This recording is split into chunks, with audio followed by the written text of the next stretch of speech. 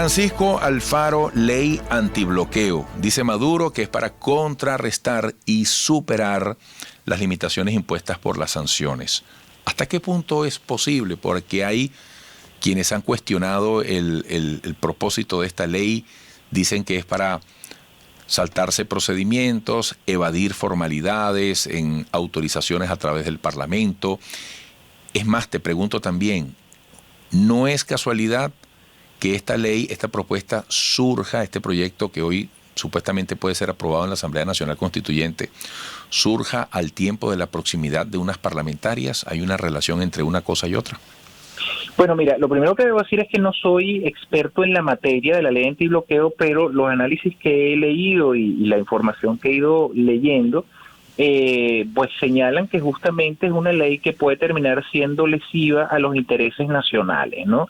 Es decir, una ley que de algún modo se abre pues al capital extranjero, pero de una manera poco favorable, por decirlo menos, a los intereses nacionales, ¿no?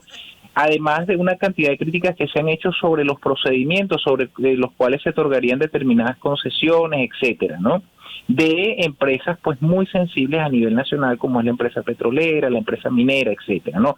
Víctor Álvarez recientemente hacía un excelente análisis sobre ese punto y cuestionaba justamente la legitimidad y la legalidad de esta ley. Justamente lo que estamos viendo incluso es que el hecho de que esta ley se discuta en una Asamblea Nacional Constituyente, que recordemos que es una entidad que tiene una crisis de legitimidad de origen, porque los constituyentistas cuando fueron electos en su momento, no fueron electos por voto directo, secreto y universal, sino por voto sectorial, lo cual ya de por sí, por allí pues hay una falta de legitimidad de origen que hace que esta entidad pues no tenga o no cumpla con los preceptos constitucionales. Entonces ya el hecho de que se esté haciendo por allí y no a través del Parlamento, que es, insisto, la única institución a la cual le queda legitimidad de origen, pues ya habla de un problema bastante serio.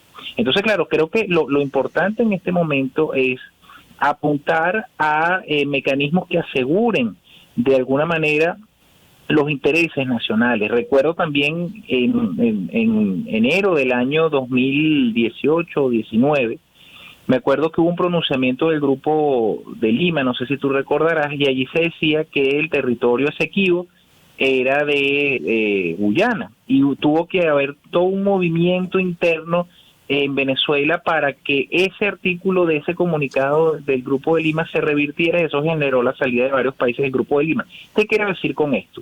Que el hecho de que desde hace ya varios meses las dos coaliciones principales de poder en Venezuela, que insistimos, eso es un archipiélago con islotes importantes, pero que los dos islotes más importantes de cada archipiélago estén cuadrados con potencias internacionales, por un lado Rusia, China, Irán, y por el otro lado Estados Unidos, hace que quedemos de algún modo a expensas o en manos de intereses transnacionales que no necesariamente son los intereses nacionales. Entonces hay que tener mucho cuidado con eso, porque este tipo de cosas se han venido cuestionando de ambos lados y hay que tener mucho cuidado con eso.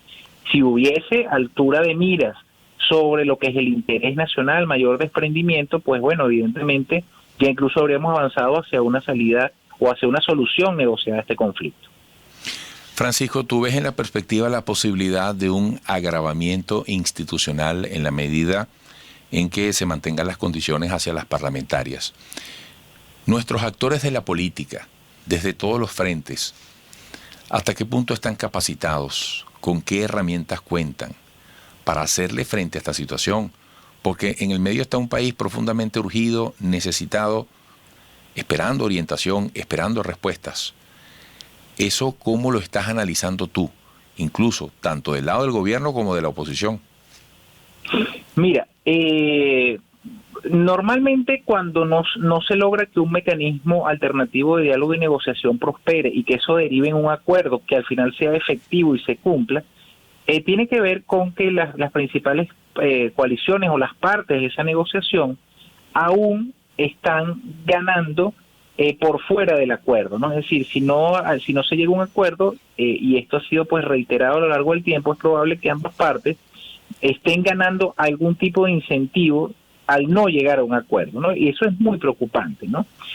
cómo persuadir a las partes de que es en el acuerdo y que es en la negociación donde ambas pueden tener, vamos a decir así, donde ambas pueden ganar, pero no en detrimento de la población, no en detrimento del país, ¿no? Entonces, claro, si esa necesidad no se genera, que es lo que llaman normalmente la maduración del conflicto, donde las partes llegan en algún momento a decir, mira, no nos queda más remedio que entendernos, un poco lo que pasó en Colombia en el año 2016, cuando se firma ese primer acuerdo de paz entre el gobierno y el sector más importante de la FARC.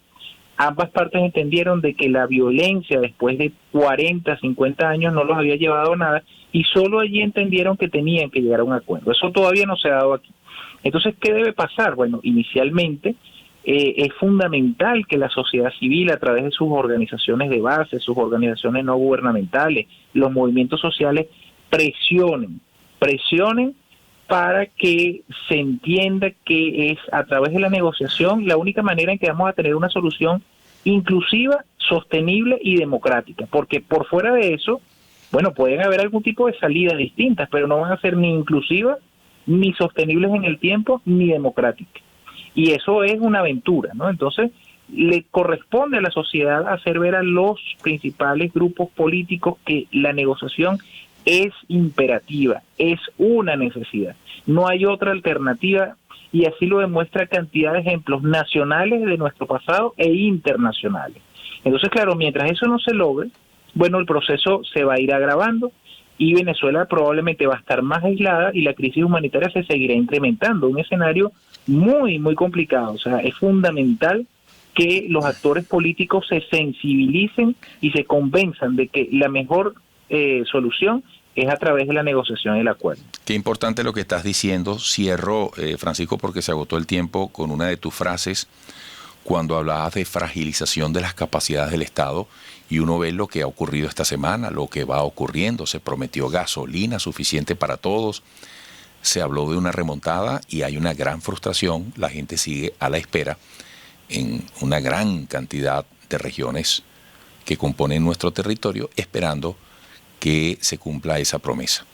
Francisco, te agradezco muchísimo. Hasta pronto. Muchas gracias, Eduardo. Un gran abrazo. Francisco Alfaro, politólogo, doctor en estudio de paz y conflictos, consultor.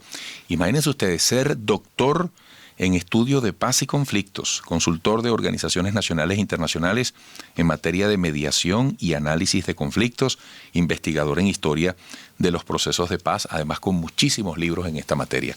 Regresaremos.